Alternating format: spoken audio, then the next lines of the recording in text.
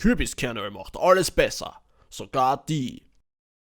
Hey Marco, echt leiwand, dass dein Fisch mit uns teilst. Keine Sorge, dort wo die herkommen, gibt's noch viel mehr. Ja passt, wir reisen noch.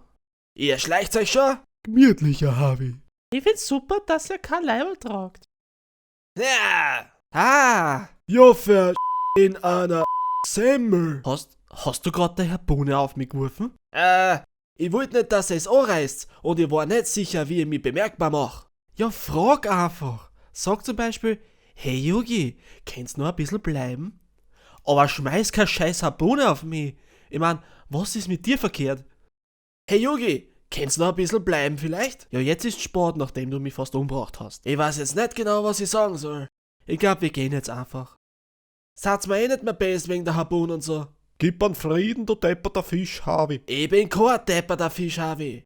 Marco ist ein depperter Fisch, Harvey. Wenigstens lasst mich das Meer nicht, Alter. Oder mehr? Warum sagst du nie was mehr?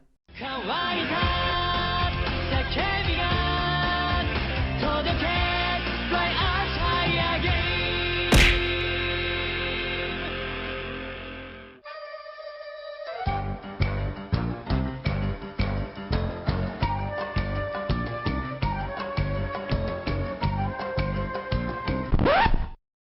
Wieso hab ich geglaubt, dass sie das ausgeht? Autsch, mein Knack, mein Arm. Bin ich froh, dass ich nur zeichnet bin. Der Marco war echt deppert im Schädel. Ja, da fangt man mal an, Pegasus irgendwie zu schätzen, oder? Tourlanden, aufgepasst. Meine Haare greifen euch an. Ausnahmsweise mache ich mir mal nützlich. Meine Stimme macht mich super stark. Ja, aber meine Haare lassen mir die Gesetze der Schwerkraft ignorieren. So ein Schatz. Ich hab herausgefunden, dass das Kind keine Sternchips hat. Also schmeiß ich ihn von der Insel. Geil. Schauen wir uns das an. So, eine da, du kleine Gritzen. Hey, geh voll weg von mir, Spürschädel. Hey. Aber ich hab meine Sternchips nicht verloren. Der hat mir wer gefladert. Ich schwör's bei meinem rosa Hemd. Keine Sorge, wir finden das schon. Ihr bringt's mir's zurück. Das habe ich nie gesagt. Wegen der Corona-Verordnung kommt's nie drauf, wer ich wirklich bin. Hey, das ist der Ozwick, der kleine Bruder vom Kaiber. Du bezahlst dafür, was du meinem großen Bruder angetan hast. Seto, was ist los? Sie haben meinen Charakter aus der Serie gestrichen im Okobar. Was? Aber du bist ein Yogi, sein Erzrivale. Aber ich war, seit er mich in der ersten Folge baniert hat, kein einziges Mal mehr dabei. Nur weil sein Name im Titel ist, glaubt er, ihm gehört die ganze Screentime. Ich mein, schau dir mal einen Parkour an. Wer zum Teufel ist Bakura? Ja eben, ich werd mich irgendwo abgeschieden verstecken. Du überwachst dabei mein Multimillionenunternehmen, während ich weg bin. Passt, danke. Aber Seto, was wenn eine Gruppe von bösen Leuten die Firma übernehmen wollen? Alles ab. Wie wahrscheinlich kann das schon sein? Also, noch einmal im Klartext, Leid.